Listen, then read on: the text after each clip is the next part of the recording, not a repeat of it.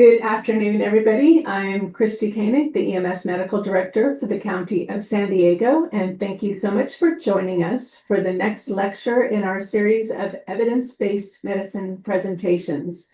Today, we are delighted to welcome Dr. Helen Harvey to speak to us about an important topic in support of our EMS for Children initiative. And today's topic is pediatric submersion injuries and prevention.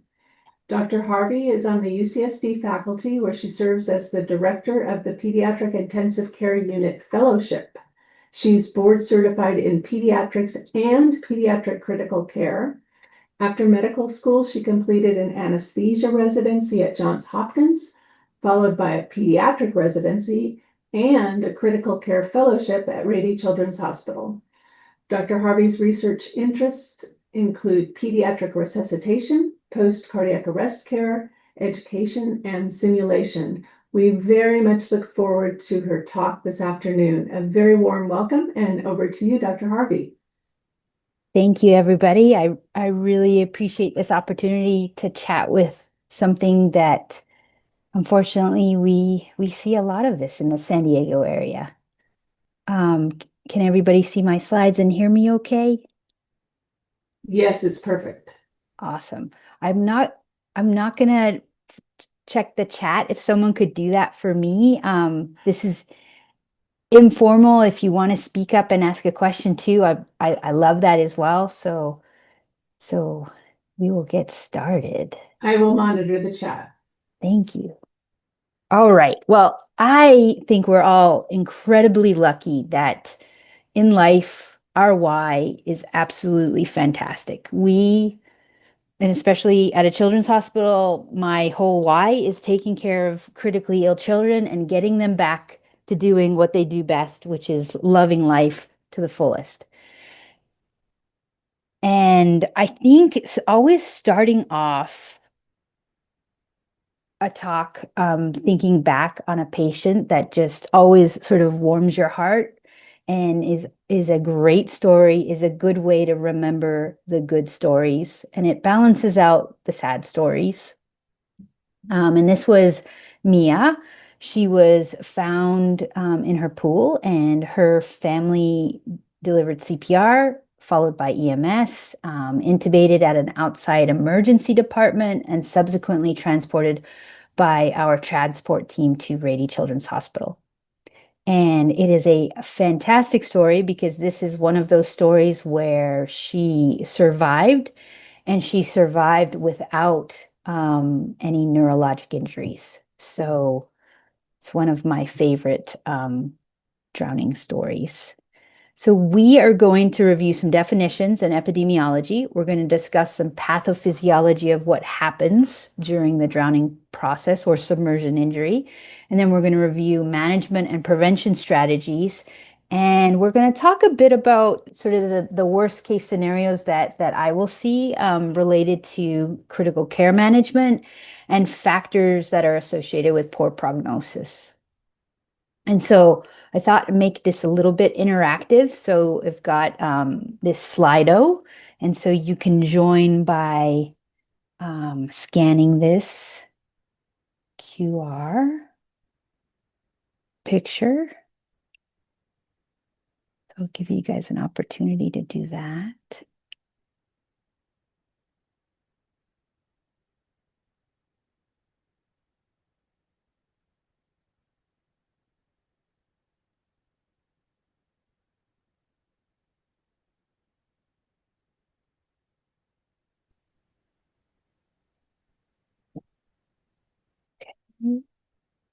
And we're going to start with what comes to mind when you have a submersion injury? What are some of the things that you're thinking about? This might be management, this might be how you feel, this whatever comes to mind.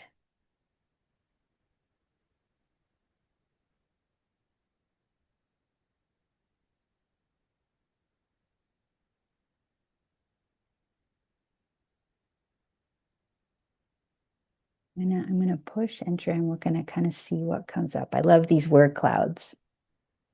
Oh, awesome. Preventable. Crowd control. So challenging. It's a parent's worst nightmare. It can be incredibly tragic consequences. Pools, bathtubs, CPR, high stress.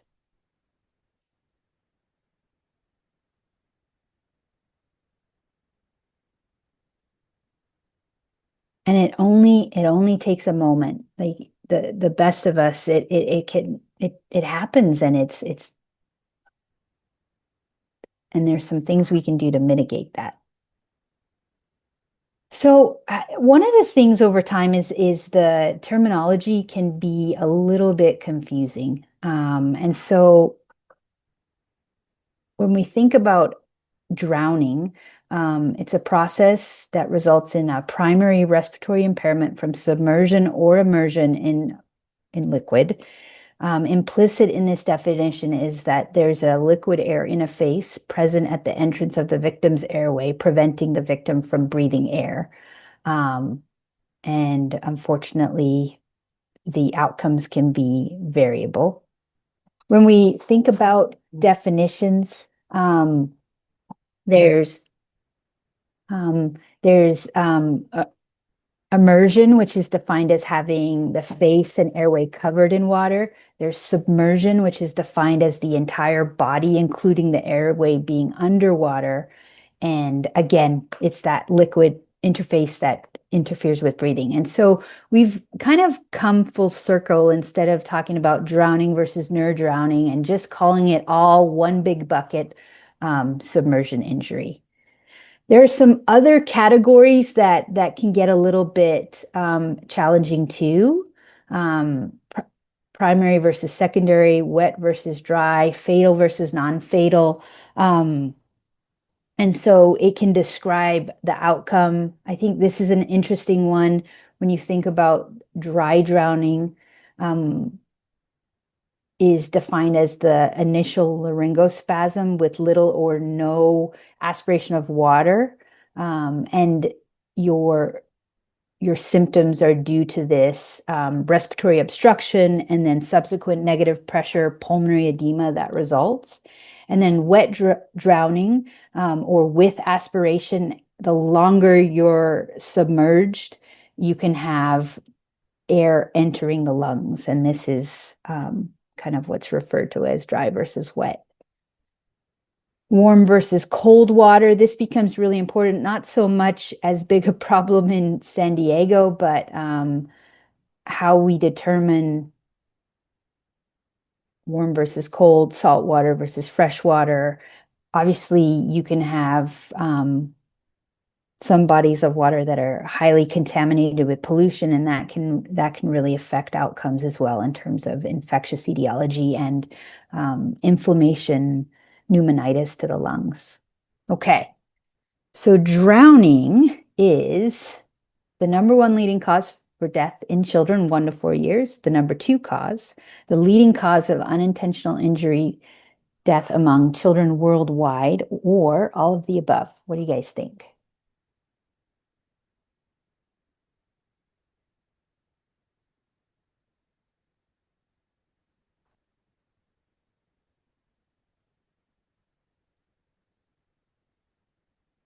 All right. All of the above. Well done. That's good test taking skills. It is the leading cause of death in children 1 to 4 years of age. And when we look at drowning deaths per 100,000 all throughout the country, this is CDC information from 2023. We can see some of our most impacted areas are in the dark green.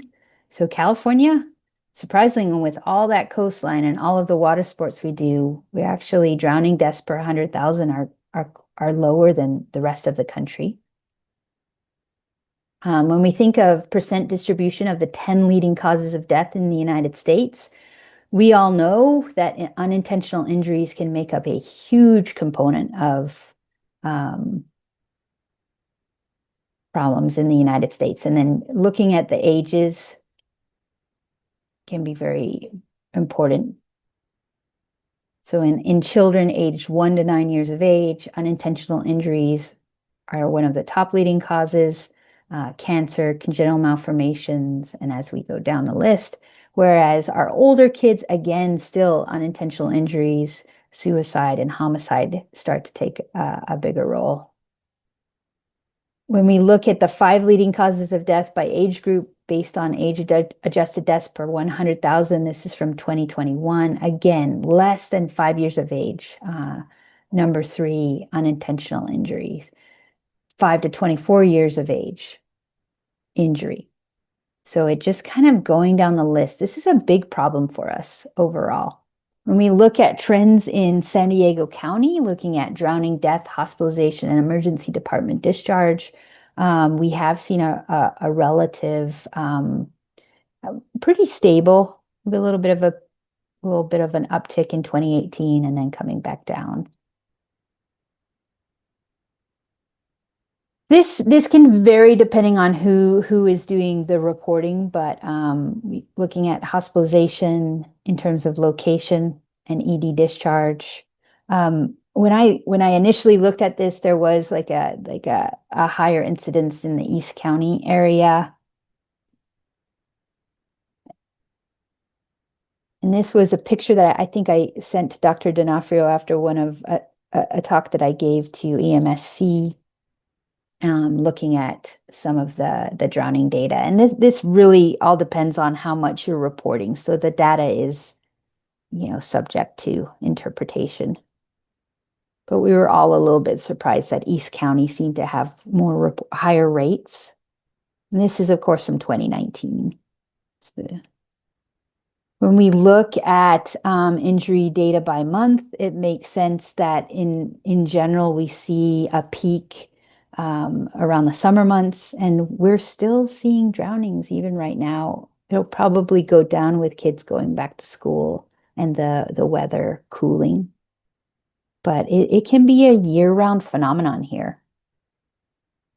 This is Rady Children's Hospital, thanks to Matt Durkakorian and our trauma system. Do a great job sort of looking at, this is from 2023. And again, you can see that same trend of the summer months in 2023, one fatal injury. So most of our submersion injuries are non-fatal, thankfully. And this is submersion by month. Again, sort of showing that busy July month. Risk factors. Lack of supervision, risk-taking behaviors in adolescents, lack of swimming skills, safety knowledge. Children with epilepsy or neurodevelopmental disorders can be at a higher risk. Expert swimmers have also known to drown during underwater swimming. What do you guys think is the most common location for drowning?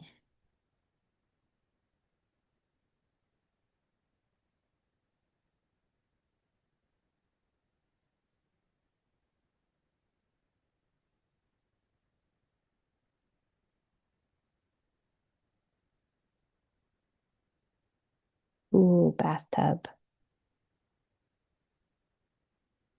I actually don't remember the answer, guys. That's bad. I'll have to double check. Maybe I'll say it in the next slide. So this is Safe Kids San Diego, and it depends based on the age of the kid. So open water, pools, bathtubs, other. So our pools and bathtubs making up 39%. And then depending on sort of the age, you can see open water fatalities higher in our older kids.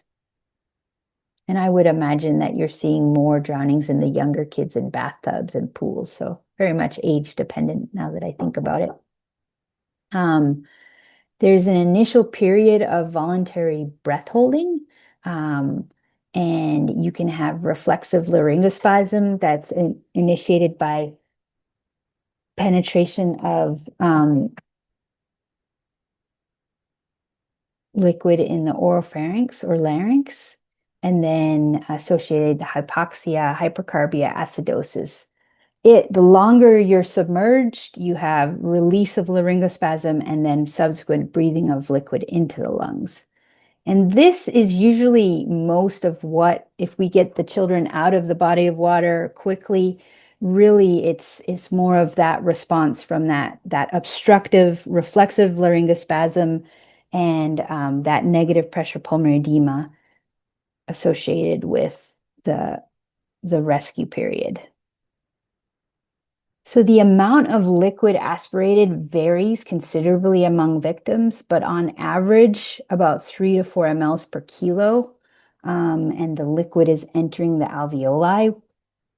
When we think about freshwater versus seawater, freshwater causes more destruction to the surfactant, and when you have destruction of surfactant, that makes you more prone to severe respiratory failure and ARDS. Seawater draws fluid into the alveoli and might not significantly alter your surfactant. And then if you're having an injury within a contaminated water, there's risk for infectious pneumonia related to Pseudomonas, Klebsiella, staph, strep, fungus. And then if there's chemicals in the water, we can see a pneumonitis type picture.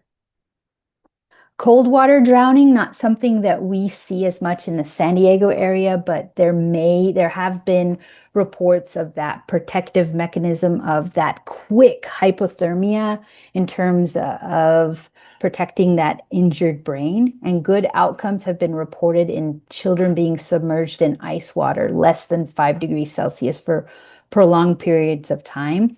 And they really think it's that rapid cooling in ice water that is key. So it's not going to happen with our patient population in San Diego. Okay, so you are called 911 to the scene. The patient is pulled out of the body of water and you don't have a pulse. You are in cardiac arrest. What are your priorities? And this is what you guys do so well every day and makes the difference between life and death for these patients.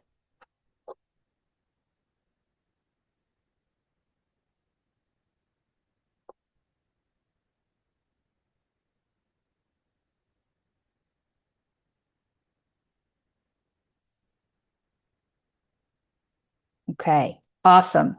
Well, we go back to the basics, ABCs. And in pediatrics, we use our BLS and our PALS, but absolutely right.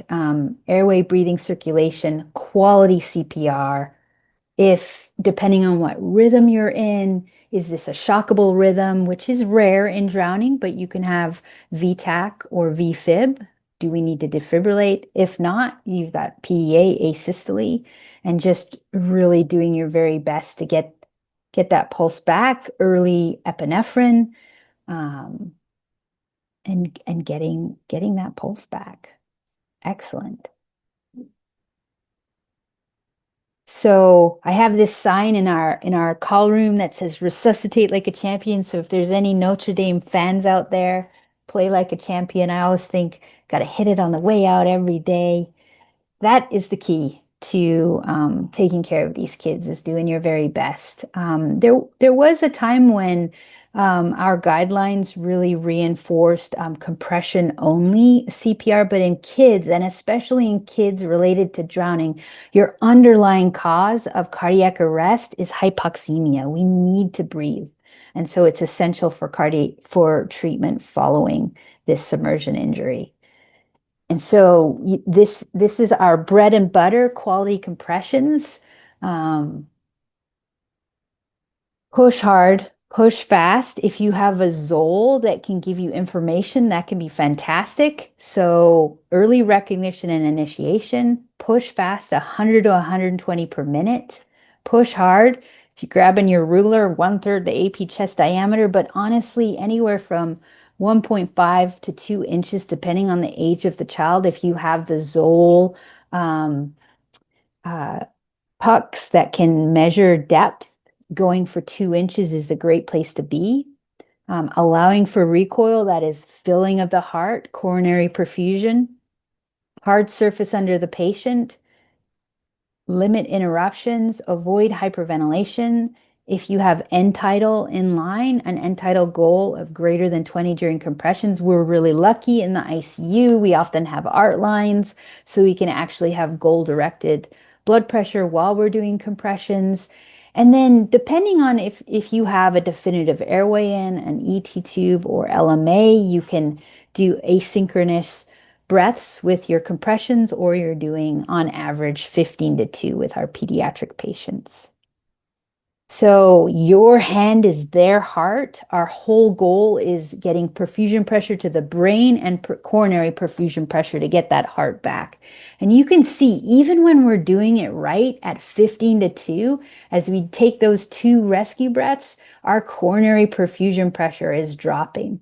So that is why there's such a huge advantage in my mind, especially when you're in the hospital and we can get that definitive airway in. I love it when we have an ET tube or LMA and we can be delivering continuous, fantastic compressions and really promoting our coronary perfusion pressure. So in the state of California, endotracheal intubation is not permitted in the pre-hospital setting due to the literature by Dr. Gaucher, Hill, and others. Absolutely. That is a good point. So we rely on you guys to keep doing your fantastic 15:2. But the moment they hit our trauma bay or our PICU, we're going to want to get that breathing tube in. Also important, as you are dealing with the rhythm, is this a shockable rhythm? And early defibrillation is critical, as well as thinking about antiarrhythmics. And then if it's not a shockable rhythm, obviously quality CPR. We utilize the Zoll at our hospital. This is the particular pad with that accelerometer that will give us the depth and the rate. We also have adult pads that do the same thing with a few more bells and whistles. We've got a whole program where we promote a CPR coach as part of our roles to really emphasize those quality compressions. Epinephrine in pediatrics, weight-based. If you're using the Bristojet at 100 mics per ml concentration, 0.1 mils per kilo, or if you're really good at math, 0.01 milligrams per kilo. I like to think in mics. It's a little bit easier math, 10 mics per kilo. Pretty easy to use these Bristogets. You can actually dial this in and you can give the medication via just this device. Oftentimes we will draw it up just to be very exact. So a 20 kilo patient, based on this Bristojet, we'd give 2 cc's as a code dose. So in terms of management strategies, back to the basics, quality CPR, aggressive on-site CPR, and advanced support are crucial for favorable outcomes. So you guys are the critical link in giving these kids a chance and reversing the hypoxia and the acidosis. In the PICU, we'll utilize other strategies involving ventilation strategies if they have acute respiratory distress syndrome, post-cardiac arrest care, and neuroprotection. So our ED management, airway breathing circulation, transitioning to an LMA or ET tube, getting appropriate ventilation. Once we get that pulse back, they may need a little bit higher PEEP to re-recruit the lungs and to help with that pulmonary edema. And then cardiac support. Once we get that pulse back, we really want to know what our blood pressure is and support that blood pressure to what is normal for that child's size. 5th percentile for systolic blood pressure. We use a nice acronym called 70 plus 2 times their age is a good place to be when they're aged 1 to 10, or greater than 90 systolics when you're over 10 years of age. We will start getting all our labs and imaging, and honestly, no matter what, trying to normalize your acidosis, correct your electrolytes, preventing hypoglycemia. These kids often after the cardiac arrest will have some degree of cardiac dysfunction. So they may need an epi drip, they may need some fluids. Our ICU management, the whole goal is to save the brain. All the organs are important, but the brain, once we've suffered an injury, it's hard to reverse that. So whatever we can do to prevent secondary injury, because that brain has already taken a hit due to the lack of blood flow and the lack of oxygenation during the downtime without CPR, during the CPR, and then hopefully once you get that pulse back, we're bringing those blood pressures back up. So the lungs can be the place where we're spending the most time helping these kids out, but they usually get better quickly, especially if it's mainly a negative pressure pulmonary edema. So supportive care with higher mean airway pressures. We get lucky with time and just really good care with the ventilator. When we think about what's going on in terms of ARDS, we're causing injury to that alveoli and that epithelial barrier of the blood supply, and there's lots of inflammation, and this is what's happening with ARDS. And maybe you lose the ability for your surfactant to work, so you lose recruitment of your lungs. So it can be a very challenging process, but we can get their lungs through this process. I love this little picture of the optimal PEEP study where you want your PEEP to be just right to really get that lung protective strategy in place. The heart is probably stunned, so there's a high likelihood that these kids need some epinephrine. They need some fluids. We need to correct all their electrolytes. And as we give them fluids and support their heart, that will help to reverse the acidosis.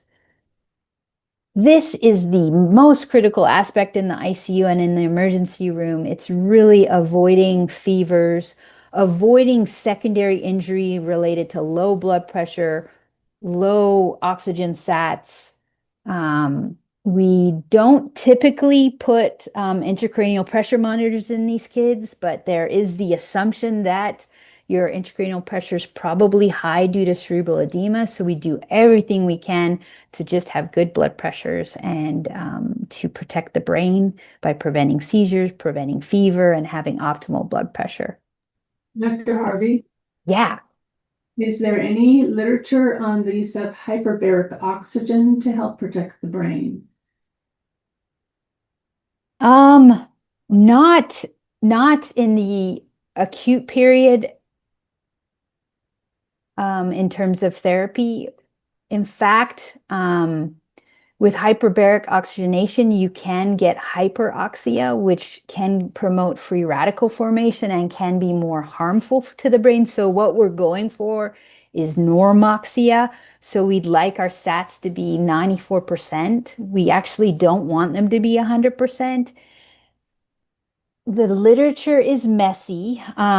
A child who survives drowning and has global anoxic brain injury, there are a lot of folks out there that take advantage of these families and promote these hyperbaric chambers. And unfortunately, I don't think that you get a lot of neurologic recovery related to that, but there could be still literature out there. I don't think the science can completely disprove it, but I do worry about families being taken advantage of it because it's all cash pay and it's certain parts of the country and Mexico that do this, and I'm not sure how helpful it is. Thank you.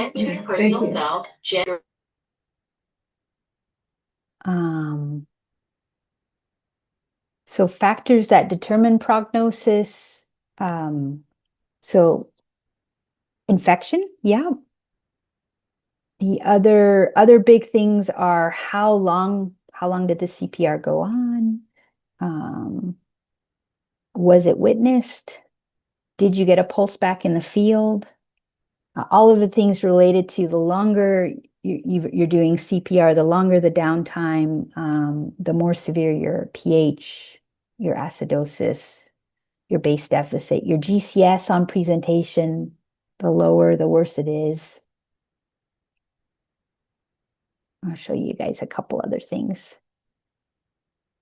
So I'm going to show you two cases and sort of kind of talk about why there might be a better outcome with each. So an 18-month-old submersion incident in residential pool, cardiac arrest, CPR for 4 minutes, and return of spontaneous circulation on the scene. And they're lethargic in the trauma bay, ultimately intubated for GCS in the trauma bay. So a couple of great things going for this kid. Brief CPR, return of pulse in the field. The lethargy can be expected, and sometimes you might get these kids through this with BiPAP, but sometimes you'll want to secure the airway. So I would have tremendous hope for this child having a complete recovery. In this case, you've got a 2-year-old. Can you come back? Thanks. Sorry, guys. You have a 2-year-old who was unwitnessed, asystole on arrival, estimated 30 minutes of CPR in addition to the downtime, severe acidosis, base deficit. After CPR, pupils are non-reactive. Their best motor exam is extensor posturing to stimulation. There is still some agonal respiration. So in comparing and contrasting these two cases, you can see that this case has a pretty challenging, but we will see in the ICU what happens in terms of the neurologic exam over time. But this will be a really challenging case. So the prognostic factors, duration, time to effective CPR, that initial GCS, pH, and neurologic status. We've got some really good studies out there. A lot of them are some meta-analysis too. So when we looked at submersion time over 25 minutes, this was highly predictive of death. Less than 5 minutes, good outcome. Age witnessed event in this pool of studies, there was no difference. EMS response time, better outcomes, but there was some overlap. So the biggest thing is submersion injury. Using CT to help predict the outcome. This was a study out of Rady Children's, and we actually did this in relation to a forensic study to show that CPR didn't cause intracranial hemorrhage. But we looked at the patient population of post-cardiac arrest care after drowning. Abnormal CT at any point, especially decreased gray-white differentiation, basal ganglia, thalamus, sort of that deep nuclei injury, and cerebral edema portended either death or serious neurologic outcomes such as a vegetative state. An abnormal CT within the first 24 hours, all of these children died. An abnormal CT within 2 to 3 days, with a normal first CT, mixed messages. So you can feel good about a normal CT, but you probably didn't need to get a CT at 48 hours or 72 hours because sometimes you don't see the injury right away. But if you have a patient and you end up getting a CT within 24 hours and it's abnormal already, that tends to be predictive of poor outcome, poor prognosis. This is an example of the stratification of brain injury. So that loss of gray-white, especially as you scroll down through the CT and you see that your deep nuclei are darker, basal cistern effacement and sulcal effacement. Basically, your brain has such tremendous edema that you lose all those gyri and sulci. Reversal sign. So this is an example of reversal sign where the cerebellar area of your brain is brighter than the rest of the brain. And all of these are indicative of pretty severe anoxic brain injury. Again, this is showing you how I can barely see my ventricles. There's no sulci and gyri. There's that effacement out to the skull. And then you see the loss of gray-white differentiation, and you see a reversal sign where your cerebellum is a little bit brighter. Okay, well, we're going to stop with, okay, what can we do to prevent drowning? And you guys probably have way more ideas than me.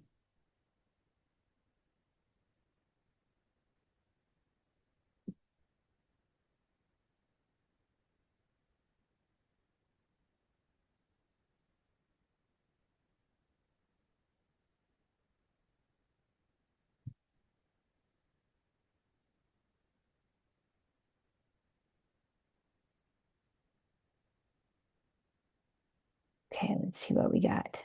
Education, pools, alarms, water safety tags, swimming education, regulations. Awesome. Awareness.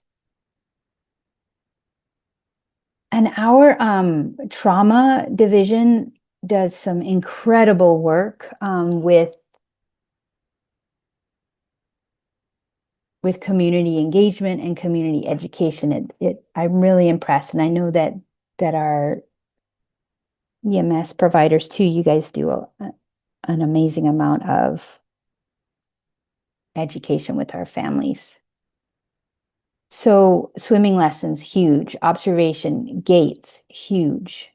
There's the Water Watcher program where an adult who's supervising has a badge, and they agree to be the person keeping eyesight on these kids at all times. They will not leave the area. And so having someone who's focused and not distracted is really important, because it takes moments for these things to happen. And it's such a tragic story when you know these parents probably took their eyes off their child for seconds. So I think all of those things can be very important. I would say my take-home points from this talk is prevention is the most important thing we can do. Optimize the first responders and BLS. So parents knowing how to deliver CPR, aggressive early treatment, excellent critical care and support of normal physiologic parameters, and prognostication after cardiac arrest can be difficult. So we have to give it time. We have to give the family time. And so a lot of these kids, we won't know within the first 24 hours which direction we're heading. So we do our very best to support every organ system. And this is sweet little Miracle Mia, and I just love this story of how we had a wonderful survival, and it was the chain of survival that came into play here. I think the family and the child even visited the fire station that rescued her. So it's pretty cool story. Okay, that is our presentation. Ooh, I timed it perfectly, guys. This is great. Any questions? Excellent. Thank you very, very much for a fabulous presentation. There were no questions in the chat. Let's see if anybody has a question and wants to speak up or raise your hand, and I'll ask you a couple questions while we're waiting.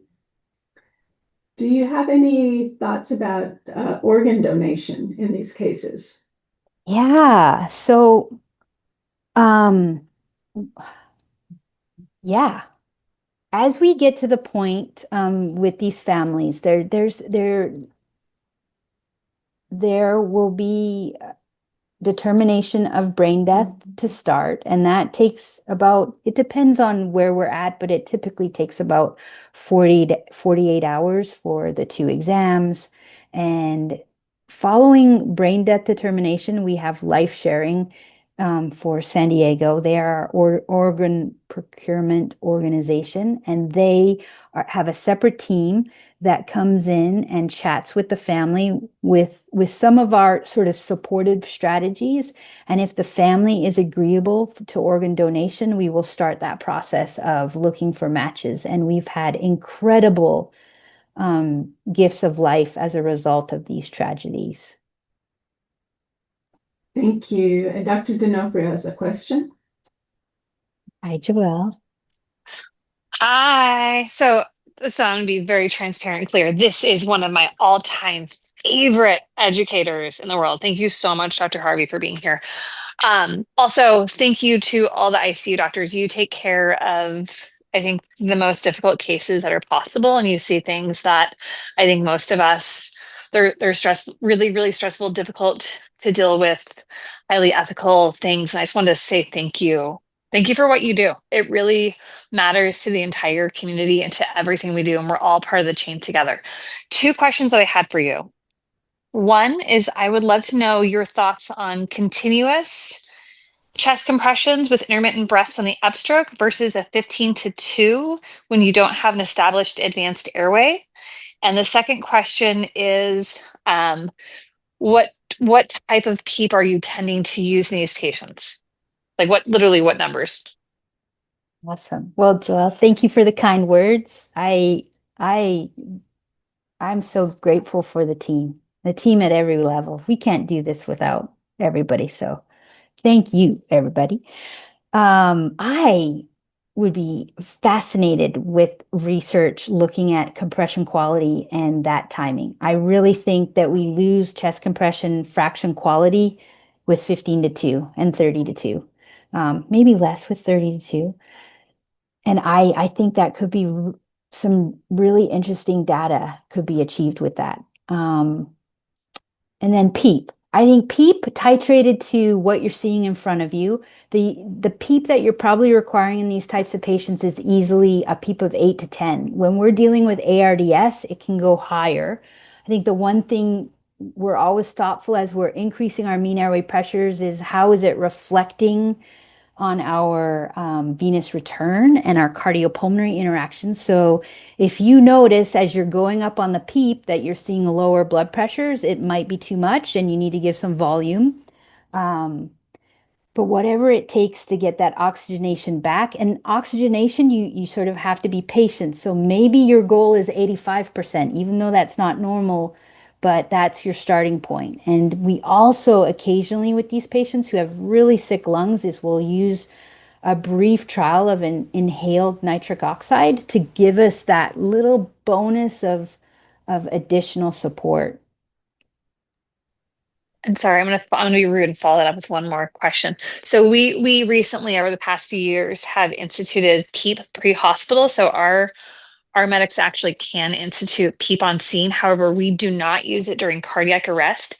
Would you advocate for application of PEEP in drowning patients with cardiac arrest, or would you hold off until you get ROSC? That's a great question. Because you know that increased intrathoracic pressure could compromise your CPR quality, but you also know the whole reason the heart stopped is because we're hypoxemic. So I could see like some moderate PEEP being okay. I wouldn't go extreme because I think that we want to emphasize good compression quality to get the brain and the heart back, and we can fix the lungs later. So I'd probably still stick with quality compressions, but I think there could be a role for some amount of PEEP in these patients.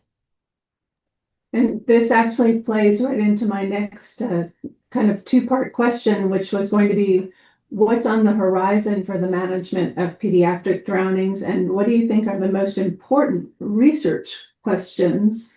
In particular, is there any use for AI that you see in research questions? And you've already answered a couple of good research questions, but do you have any other thoughts on this? I think some of the things brought up about how we approach CPR could be great for any kid post-cardiac arrest. I think the question about PEEP is really important. AI, I wonder like in terms of preventative strategies, is there anything there that can be done in terms of monitoring, like alarms, gates, all of those things? I do think medicine in general, like post-cardiac arrest care and ICU care, and big data, digital learning, a lot of what we do is reactive. And I think there will become a time where there are going to be certain algorithms and machine learning that can allow us to become predictive. And so that we might see these subtle things that add together to some formula that says you're heading in the wrong direction with just the vectors of your EKG or just the combination of all of the different vital signs that we're gathering. I think that is absolutely in our future.